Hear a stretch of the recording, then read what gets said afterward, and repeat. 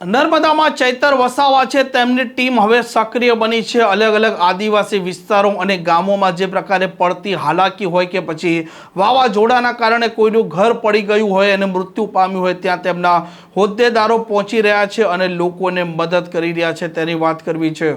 વૈષ્ણવજન તો તેને કહીએ જે પીડ પરાઈ જાનાને રે।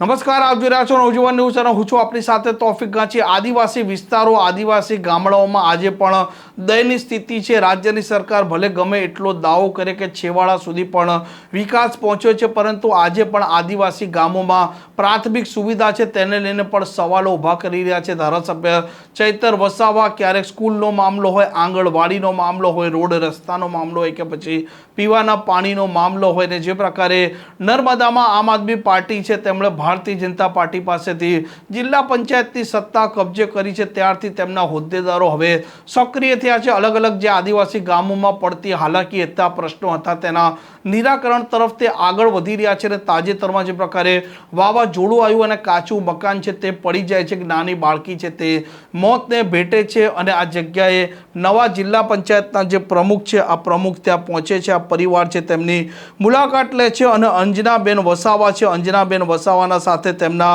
હોદ્દેદારો પણ હતા, જવાબદાર અધિકારીઓ પણ હતા અને તાત્કાલિક ધોરણે આ પરિવાર છે તેમને જે પ્રકારે સરકારી સહાય મળે તે સહાય આપવા માટે પણ આ નવા જિલ્લાના પ્રમુખે સૂચના આપી છે। અને જે પ્રકારે હવે આમ આદમી પાર્ટી આ નર્મદા જિલ્લામાં સક્રિય થઈ છે તેને લઈને પણ તેમના વિરોધીઓ છે તેઓમાં ચિંતાનું વાતાવરણ છે, કેમ કે મનસુખ વસાવા હવે આમ આદમી પાર્ટી કરતાં ભારતીય જનતા પાર્ટીના નેતાઓ છે તેમને જ કઠેડામાં ઊભા રાખી રહ્યા છે અને ચૈતર વસાવા અને તેમના માણસો પણ હવે આ વિસ્તારમાં સતત સક્રિય બની રહ્યા છે અને આદિવાસીના ગામો છે તેની મુલાકાત પણ લઈ રહ્યા છે અને તે લોકોના પ્રશ્નોના નિરાકરણ કેવી રીતે આવે તે દિશામાં પણ તે આગળ વધી રહ્યા છે।